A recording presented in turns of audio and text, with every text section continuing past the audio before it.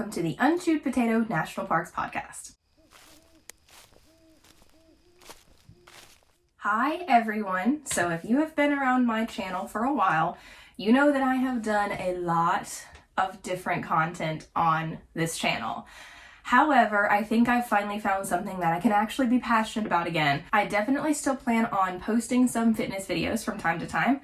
However, I felt that I would enjoy sharing my journey through the national parks. I am on a journey to visit all 63 of the national parks, the major national parks. And I have found lots of podcasts and videos and resources that have helped me plan my trips and sort of know what I'm getting myself into before I go to a certain park, and also just helped me figure out how many days I would need there, what I'm going to do when I'm there, where to camp, where to hike, all that sort of stuff. So I figured that not only would I enjoy sharing my experiences, but perhaps other people could benefit from my experiences like I've benefited from others. So the podcast that probably has inspired me the most is the Dear Bob and Sue podcast by Matt and Karen Smith. They also went to all the national parks and still continue to revisit and have new experiences. And I was most inspired by their content, by their types of conversations, and the things that they have shared. I listen to their podcast all the time. They have been sharing their experiences through this podcast for several years now, but they went to the national parks over 10 years ago at this point, probably closer to 15 years ago now was when they did their journey through all the national parks. So I listened to their podcast for fun, but I also listened to it to help me plan my trips. And again, kind of know what I'm getting into before I go, what I should see, what's maybe not worth the time or the expense or whatever. So I wanted to start sharing my experiences with what I consider the park that got me going on this journey. So I actually live really close to both Mammoth Cave National Park and Abraham Lincoln National Historical Park. So I'm pretty sure Mammoth Cave was the first national park I technically ever visited. I also live fairly close to Great Smoky Mountain National Park. So I remember going to Gatlinburg and Pigeon Forge back even in like middle school and high school. So I know that I was technically in both of those national parks when I was younger. However, I didn't officially go to any of the visitor centers or anything like that until actually more recently, like within the last few years. So I consider Acadia National Park really the park that got me started on my journey. So how in the world, living in Kentucky, did I get started on visiting all the national parks by going to a national park in Maine? So long story as short as I can make it, my best friend and I, we both loved national parks at the time. I don't think either of us necessarily had a goal of going to all 63 national parks at this point, but we were sitting around talking one day. She was talking about her favorite brewery, which was in Maine, and we were talking about other things we could do up there. She had been in Boston quite a bit for work, and so she's like, oh, I want to take you to Boston. I want to take you to Manchester, New Hampshire. I want to take you to my favorite brewery. I want to take you to all these places. Like, we need to just plan a trip to New England. So we were just sitting around talking, and as best friends do, these sort of unserious conversations began to turn a little more serious, and we realized Acadia National Park is in Maine. If we're going to go all the way to Maine to go to a brewery, we might as well just go to Acadia while we're up there. And so this began to turn into more of a serious plan. And so we sat down, we just sort of started to map this out. How would we do this? How many days do we need, for asking off work and that sort of thing? How much is this going to cost? How feasible is this to do? And we found several other national park sites that we could, sort of put into this trip as well. And we didn't set out necessarily to make this a national park trip, but the main purpose was to go to this brewery that she wanted to go to and a couple of other towns that she wanted to show me, and then, of course, to go to Acadia. So we worked in some other national park sites along the way, and we basically decided we were going to do 6 states in 8 days. Now, I will honestly say I don't recommend this. I will go through all of the details here in just a moment, but there are several things that I would have done differently or would do differently if I were able to go back and visit any of these states or these sites throughout the next several years. So we started on our first day. We actually flew into Boston from Louisville, Kentucky. We flew into Boston, Massachusetts, And I don't remember if it was just more convenient or cheaper or what the deal was, but we decided to fly in the evening. And so we got into Boston really late at night, like I'm pretty sure like midnight, 1 a.m., something like that. We got our rental car, drove straight to the hotel, crashed there for the night so that we could get up really early the next morning. So we flew in on a Sunday night, and so Monday morning we were ready to hit the ground rolling. We immediately drove to Newport, Rhode Island. So technically we'd flown into Massachusetts. So technically we could have already checked off that state, but we knew we were coming back. So we went straight to Rhode Island. We went to the Newport Cliffs, which was a really, really cool experience. And then we basically just drove across the rest of the state of Rhode Island and drove straight into Connecticut. We spent the evening there in Mystic. We wanted to go to Mystic Pizza, and we explored some local trails. And so that was day one. We did Rhode Island and Connecticut in day one, and that's the only time we spent in either of those states. We spent about half a day in each state. So this is one of those things that I would do differently if I were to do the trip again. I would love to go and spend at least 2 days in each state. There are so many things that I know we missed. I know Providence is wonderful in Rhode Island, and I'm sure there are many, many more cities and towns in Connecticut that had a lot of history and a lot of things that we missed. So those are definitely 2 states that I want to go back to at some point and spend, like I said, at least 2, maybe 3 days in each state. So that was technically day 2 of the trip. We did count Sunday as day 1 because it was still a day of travel. So Monday was day 2 of the trip technically. So Tuesday we got up, we stayed in Mystic, Connecticut that night on Monday night, and then we got up Tuesday morning, drove straight to Concord. We went to the Louisa May Alcott Orchard House, which was a wonderful experience. Would highly recommend that if you're in the area, if you like books, authors, history, anything like that. We also happened to just stop by Sleepy Hollow Cemetery. That wasn't actually on the itinerary, but we just drove by it and thought it was cool. We spent probably an hour there just walking around looking at authors' graves. It was a really neat experience. And then we went on to Walden Pond, which is Henry David Thoreau's stomping grounds. So that was really nice as well. There was a trail that went all the way around the pond, a little visitor center there. It's not on the National Park Registry, but there was a little visitor center there. It was a super, super cool day. So we had that planned as our whole entire day. And we pretty much got all of that taken care of like in the morning. So it was probably just a little bit after lunchtime and we were done. We had nothing else to do. We were going to go on to Salem, Massachusetts that afternoon, but we realized we had at least a couple hours that we could kill, and we were driving by. So I didn't mention this before, but the trip was actually me and my best friend and both of our boyfriends at the time. And so her boyfriend is now her ex. We don't talk about him, we don't mention him, but we say the one good thing that he did do in the 11 years they were together was he pointed out the sign that said Minuteman National Historical Site, or National Historical Park, I believe. And we didn't notice it when we were planning our trip. We either just passed over it, didn't think it was important, didn't notice it, I don't know, but somehow we did not have this national park site in Concord, Massachusetts on our itinerary at all. And when I say itinerary, by the way, I do mean we had an actual like typed out, printed out itinerary like by the hour, because we needed to know. We were driving from state to state. We needed to know how long that was going to take. So anyway, this was not in our plan at all, but we decided we have a couple hours to kill. Let's just stop by and see it. And it ended up being actually one of the coolest parts of the entire trip. So if you're already in the area, in or near Concord, Massachusetts, absolutely pop over and see Minuteman. It was a great time. We got to see the North Bridge. Well, it wasn't the original North Bridge where they would have crossed over in the Revolutionary War. That bridge was destroyed long ago, but they had rebuilt it. I think it was supposed to be like an exact replica of the North Bridge. So we got to see that. There was a mass grave where there were actually some British soldiers buried on the American side of what would have been the enemy lines. So that was really neat to see, and we just got to walk around. It was a beautiful day. There was a ranger there giving a tour. It was all free, totally free, so it wasn't like a paid tour. It was just people happened to hop in with a little ranger-led tour, and we just kind of got to hop in on that too and find out all this history. So it was really, really neat. I have found throughout my journeys to all the national parks I've been to so far, if I can work in any of these minor sites, they are generally the best parks. There are these pleasant little surprises that you can do in like half a day, maybe a couple hours though even. And so, the big major national parks, you need at least a day, sometimes multiple days in these parks to truly experience them. these little minor sites, you can honestly get the full experience in half a day to a day. So they're great to work into a trip, great spots to stretch your legs, learn some history, get another cancellation stamp if that's what you're into. That's what I'm into.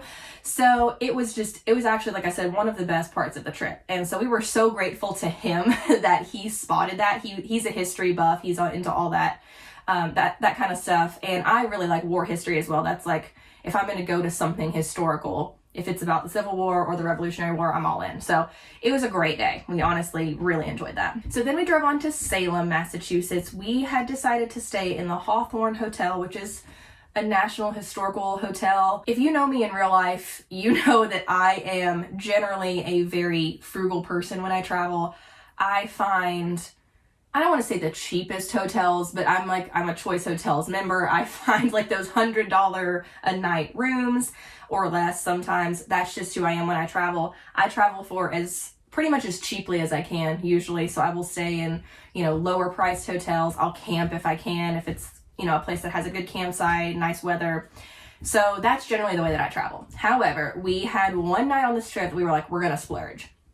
So we did splurge. I think this hotel ended up being well over $200 for the one night, which again, if you know me personally, that's not generally my style. However, it was worth the splurge to stay there. It was a really, really nice hotel. We actually spent some time walking around the hotel itself later that night just because it was such a cool place to see. Like, even if you weren't staying there, the lobby and everything is open to the public, I guess, during the day. So you could still go in. I think there's a restaurant and a bar and stuff downstairs. So you could still go in and walk around even if you're not staying there. It was very cool. It was absolutely worth it. So we were staying there for the night in Salem. And once we checked in and got showered and changed and all that, we ended up walking around downtown Salem for several hours. It's a beautiful, beautiful downtown. Very, very sad though. I know a lot of people go there as a tourist attraction because it's, witchy, black cats and all that. And I'm very into that aesthetic. That's definitely me. However, walking around and seeing like the cemeteries and reading all these historical places where people were killed, it was really, really sad, honestly. Like I enjoyed the day. I would definitely go back and do it again, but I definitely was carrying some weight on my shoulders as we walked around, like emotional weight, just seeing all of the sadness and the destruction that once was there. However, absolutely worth the visit. I would definitely go back there, absolutely, and spend maybe a couple of days. We didn't do the Witch Museum or any of the like paid touristy stuff. We didn't really feel like we had the time. Honestly, I don't think any of us were really that into it that we wanted to spend money to go into these places. So we just walked around downtown. We found a restaurant with some oysters and mussels because we were right there on the shore. And we went to a really cool brewery. That's what me and my best friend do when we travel. That's what I do when I travel. I find breweries.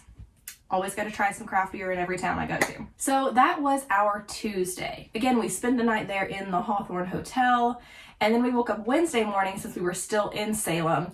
The night before, we had been walking around downtown and noticed the Salem Visitor Center. And we were like, well, we should go. And it was closed, of course, by the time we were walking around. But yet again, this was another place that we had not put on our itinerary. Either we just didn't notice it, didn't care, I don't know. I'm now much more attentive when I plan my trips. I notice if there are national park sites in the town that I'm going to be spending the night in. But anyway, we had noticed it the night before, and actually the restaurant that we ate the oysters at was right next to the Salem Maritime National Historic Site. So we got up the next morning. We were going to drive to Vermont that day. But again, we had a little time to kill before we were just going to go to Vermont. That was our only plan that day. And so we were like, we got time. So before we left town, we stopped by Salem Maritime, and there was a little like breezeway, I don't know what you would call it, a little walkway out to the lighthouse, probably like a half a mile, not that far. And on the way out there, you could see the ship, the old Salem Maritime ship. There was a little wharf there where you could sit and read some history and view. It was really, really nice. We weren't there for probably more than half an hour at the very most, probably. Definitely not a whole lot to see there. The visitor center is very, very small. It had limited hours at the time, which, by the way, I think I've failed to mention up until this point. We took this trip in August of 2021. I'll get better at this as I go along. I'll actually maybe give the dates of my trips at the beginning of the video. But yeah, we went in August of 2021. So this was still during the COVID times. Things were still shut down. Things were still limited. So maybe now in February of 2024, maybe things are more open. I don't know. But at the time, the visitor center was very small and limited, but the actual site was beautiful. And again, another beautiful, sunny, warm day. So we were able to walk out to the lighthouse, see all of that, and definitely enjoy our morning. So then that same day, we drove on a couple hours north into Vermont, and we went to Marsh-Billings-Rockefeller National Historical Park. And this was a really neat site as well. Kind of one of those that, like, we went a couple hours out of our way for, but I don't know that I would again. If you happen to be passing through the area, it would definitely be worth it to check out, but I don't know that I would go out of my way for it. I don't know that I would recommend that, but we did, and it was fine. We wanted to go into Vermont and actually check out some of the trails and outdoor sites in Vermont. So it was a really neat park. There was like a really wide carriage road that I think was about a mile or so. And it was just slightly uphill, but then when you got to the top of that hill, there was another trail around a pond. And I want to say maybe that was about a mile or so. And then of course a mile slightly back downhill. So maybe like a 3-mile round trip, I think, is about what the hike was. But it was really, really nice. We spent it ended up being like late morning, early afternoon by the time we got there.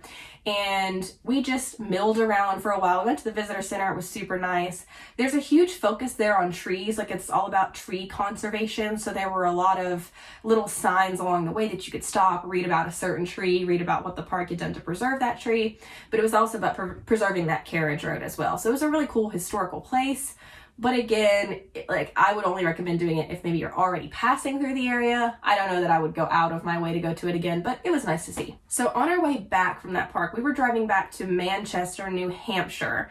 And so we passed through an area where the Appalachian Trail passed across the highway, and we stopped there. There was like a little pull off, and we stopped, and my friend and her boyfriend were tired. They just wanted to sit in the van and chill out for a little bit. So my boyfriend and I got out, and we walked like a mile out one way and then like a mile the other way. We didn't do too much, but we wanted to say that we had hiked a little bit of the AT in Vermont. So we did get to do that. That was super neat. It's hard. That trail is hard. We actually ran into a family. I think it was a couple with I think just one child, maybe two, but like little bitty children. I think they did have 2 kids because they were itty bitty, like 4 and 5. And they had hiked all the way from Georgia. And they were going all the way to Maine, so they were already in Vermont. They were almost done. And I was just like, this tiny child has hiked all this way. Like, that's amazing. So the AT is hard. I can't imagine hiking the whole thing. Maybe someday I would try that. But yeah, just those 2 miles we did were super tough. So then we drove on down to Manchester. This is one of the towns that my friend had wanted to show me. So I spent the evening there, went to a brewery that she had wanted to take me to. She had been there for work in the past, so she knew the town really well. So we spent the night there. Woke up the next morning, kind of walked around downtown a little bit as well.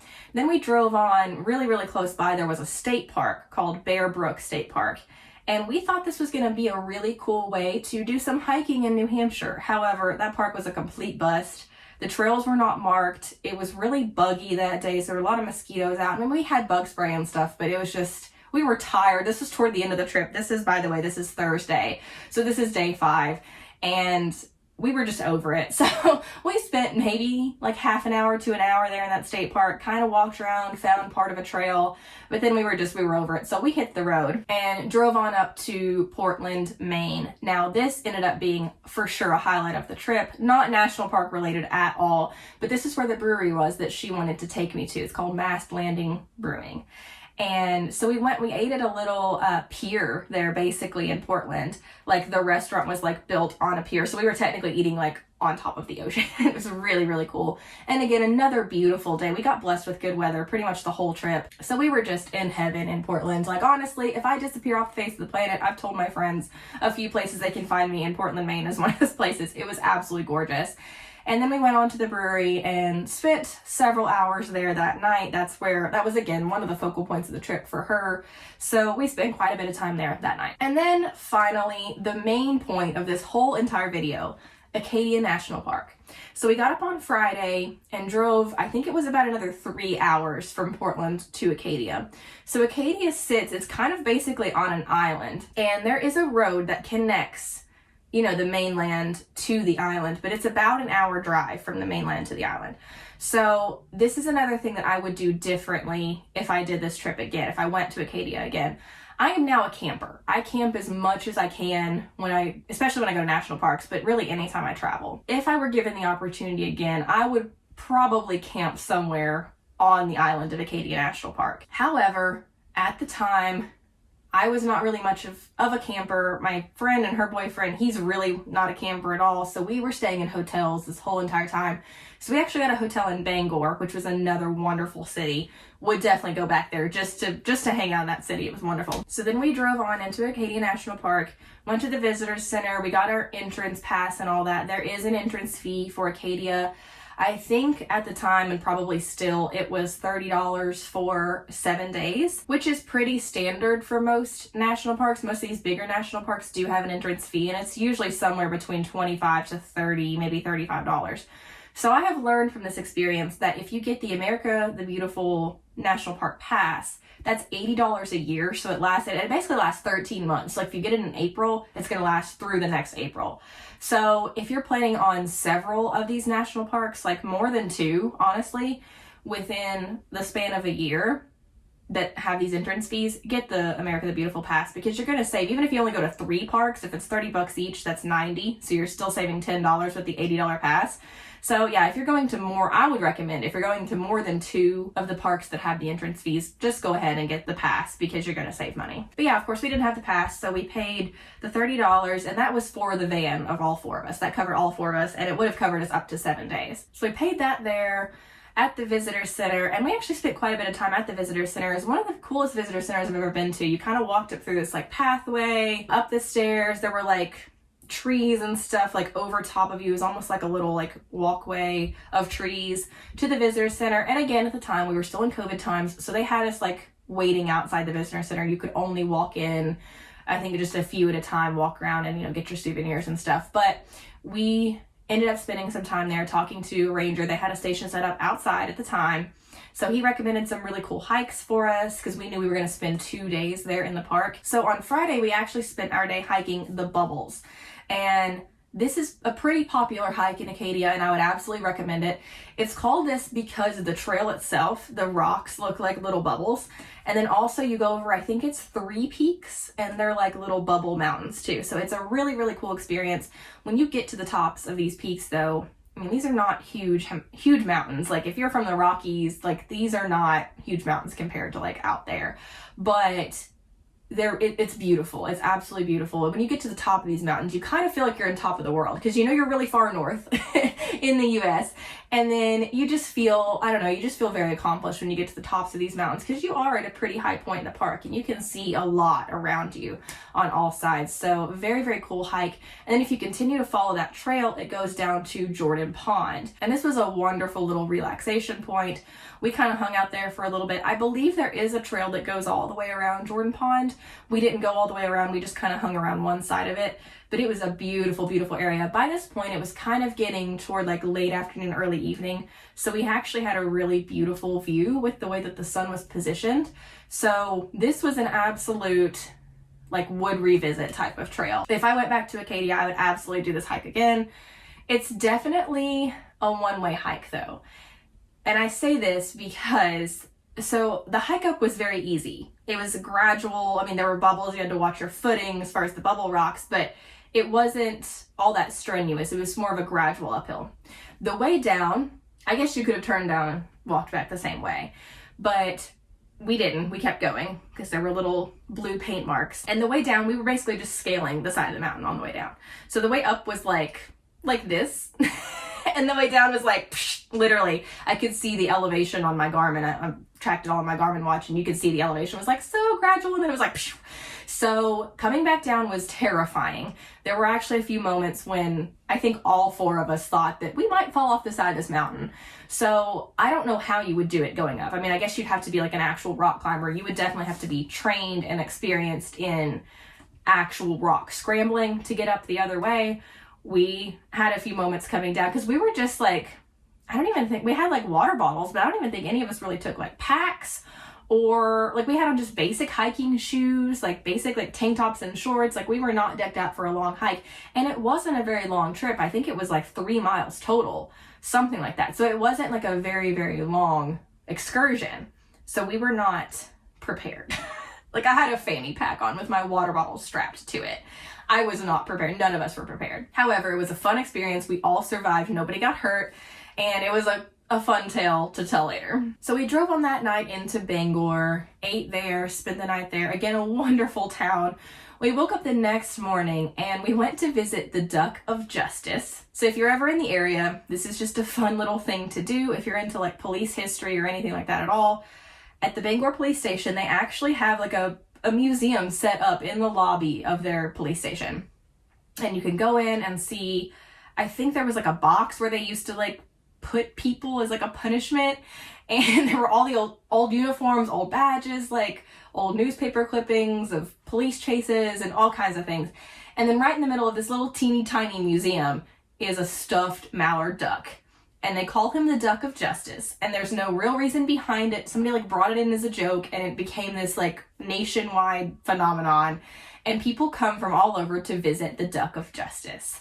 So we got our picture with the Duck of Justice and we spent, I would say honestly, probably close to an hour there at the police station talking to some of the officers and just walking around the little museum there. It was a goofy morning. It was a goofy stop. Like, we were laughing the whole time. We were like, oh, we're gonna go see the Duck of Justice. But it actually ended up being a really cool time. Then we drove on back to Acadia, and on day 2, so this would have been on Saturday, we decided we were gonna hike Gorham Mountain. It was a little bit more strenuous and I think a little bit longer of a hike than the Bubbles, but not too terribly much more. So my friend and her boyfriend, they were wiped out. They were just like, we're gonna stay down here at the bottom. We're gonna find a trail around the shore and we're just gonna walk on flat ground. You guys have fun hiking the mountain. So me and my boyfriend went and we did Gorham Mountain. It was gorgeous. We got to the top. We took our pictures, of course, up at the summit. We ate a little sandwich up there. We had some good couples time and it was a wonderful hike.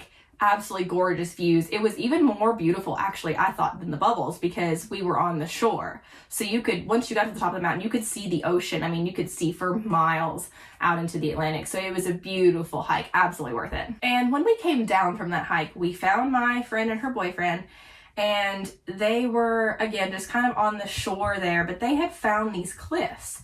And there were a ton of other people doing this. So like in my mind, I was like, no way we're allowed to do this. We're going to get caught. We're going to get in trouble. But there were probably like 100 people out there on the cliffs doing the same exact thing. And no rangers ever came and said anything to any of us. So I guess it was okay. But they were on the side of the cliffs. They had taken their shoes off and they had their feet in the Atlantic Ocean. They had their feet in the water. Now, this is the end of August. The whole rest of the trip had been well into the 80s. But in Acadia, it was much cooler. It was like high 60s, low 70s. So it was a little chilly to be in the water, in the ocean. And my mom had said this to me because she'd visited New England back a long time ago. And she was like, you absolutely have to get in the Atlantic. Like, you have to experience the water that far north. Get in the Atlantic somewhere up there because you have to feel how cold the water is. So I was like, fine. We'd been hiking for like 6 days straight, basically, at this point. Our feet were tired. So we were like, fine, let's just do this. And so we took our shoes off, joined our friends on the cliffs. I mean, we're getting wet, our shorts are getting wet and stuff too. We didn't care. We spent probably 2, maybe 3 hours on these cliffs, just dangling our feet in the ocean. We were hopping from cliff to cliff. We scaled the side of one, and my friend took mine and my boyfriend's picture on the top of that cliff. And we had the best time. Again, an unexpected, unplanned part of the whole adventure. And it ended up being like probably the best. We were pretty much ending our trip at that point. We had one more day. We knew we were leaving Acadia. As soon as we were done on the cliffs, we knew we were driving out of Acadia, at least for now, possibly forever. So this was kind of like a really good way to just like summarize our whole entire trip into like an evening of fun. And it's to this day, one of the best memories I have of any trips I've been on to any of the national parks. So then we drove actually about 4 hours on back to Cambridge, Massachusetts. And the reason we went ahead and did the drive Saturday night, we didn't want to get up early Sunday morning and have to drive all the way back. So we drove in Saturday night to Cambridge. We were exhausted, of course, by this point. So we just we got to the hotel, crashed, showered, went to bed. Got up the next morning, we were going to the Quincy shipyard. So it was right there close to Cambridge. Quincy is like right next door. And the reason we were going there is to visit the USS Salem. So this is an old decommissioned Navy ship, but it was active many, many years ago. And the reason we went to it is my boyfriend's dad was actually on that ship in the Navy. Like, he actually served on that ship. And this is one of the very few ships that you can actually go visit. So my dad was in the Navy as well, but all the ships that he was on are like, they've been destroyed or they're like decommissioned, sitting in a shipyard somewhere being totally unused. Like, you can't go visit and get on them, but this ship you can. And it's actually, of course, still in the water. So you take the little bridge, go over to the ship. The whole entire thing pretty much you can walk through. They have it kind of set up like a museum. You can see, I mean, it's still like, it's restored, like in the condition that it's in. But we got to walk through that whole entire ship pretty much. My boyfriend got to see the area where his dad would have actually worked. Like, he got to sit where his dad would have sat. And this was really special to him because his dad actually passed away. My boyfriend was 17 when his dad passed away. So about 20 years ago. And so this was really special to him to actually get to visit where his dad would have worked when he was young. And then to sort of cap off our whole trip, we drove about another hour out to Cape Cod National Seashore. So this is on the registry. And we had spent so long at the ship that by the time we got to Cape Cod, the visitor center was closing. Like, I think the visitor center closed at like 5, and we seriously pulled in the parking lot at like 4:59. And so I wanted to get my cancellation stamp. I got it from all these other places that we visited along the whole trip.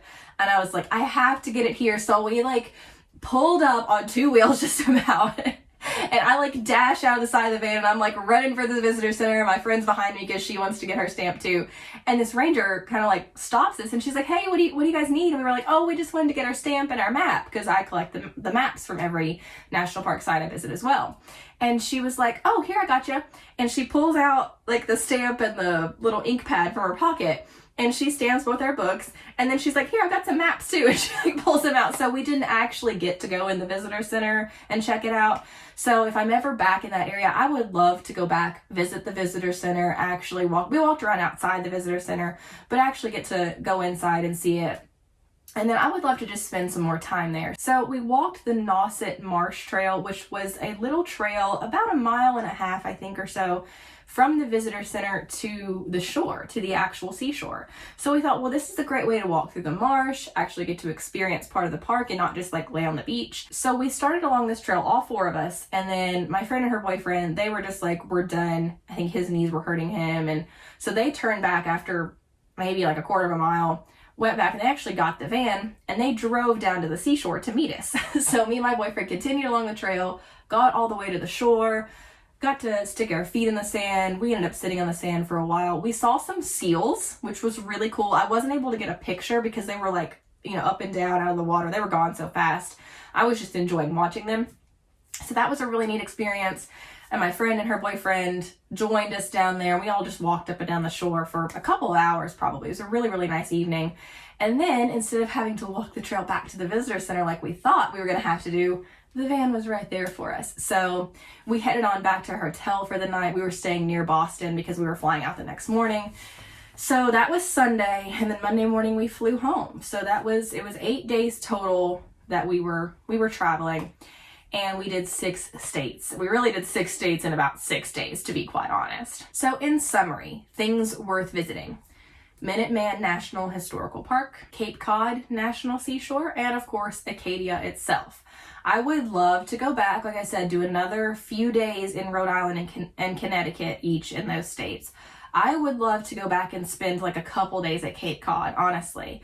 I would love to see more of the seashore. We didn't get to drive very far or walk very far even and see much. So I would love to see more of that. And I would honestly love to go back and spend some more time in Acadia. We only spent 2 days there, and really, if you do the math on it, we only got about 10 hours total in the park between the 2 days, because we only spent probably 4 or 5 hours in the park each day. It wasn't nearly enough time. We also didn't get to go visit Cadillac Mountain because you had to have a reservation ahead of time to even drive up the mountain, which we did not have, and it was completely sold out for like weeks at that point. Now again, that was COVID time, so things may have changed slightly now, but I do know you still have to have a reservation to go to Cadillac Mountain. So if you're planning on a trip to Acadia, definitely plan to get that reservation. I don't think it costs anything. I think it's just a crowd control type of reservation, like a timed entry type of thing. So definitely plan ahead for that. Always check the NPS website for whichever park you're going to, because their information will be 100% up to date. Obviously, if you're watching this video years in the future, this information may be entirely outdated. So always check the NPS website for their up-to-date information. But that's one thing I would love to go back and do, is actually go to the top of Cadillac Mountain, do the sunrise or the sunset like a lot of people say they've done. So I would definitely love to go back to Acadia one day and definitely do Cadillac Mountain, revisit some of the things that we visited, definitely do the cliffs again. That was so fun. And see more of the park. We didn't get to see much of Bar Harbor. We did do the drive around the entire park. There is a road, it's like 30 something miles, I think, that goes around the whole park. And we did do that. We did drive around. So we got to see things from the vehicle. But I would love to go out and actually explore more of the park and camp in the park itself. So yeah, that was the really, really long summary of my trip to Acadia and other national park sites in the New England area. There will be many more of these episodes where I will be sharing my trips about other national park experiences. So far, I've been to 14 of the major national parks and 31 total NPS sites. I'm not necessarily on a journey to go to all 428 or however many national park sites there are currently, but I am on a journey to go to all 63 of the major national parks. In future episodes, I am planning on doing sort of like a Q&A type of segment at the end, so any questions you have about this national park or other national park visits, feel free to leave them in the comments below and I will answer them either directly in the comment section or in a future video. That is all for now. I'll see you next time. Happy trails!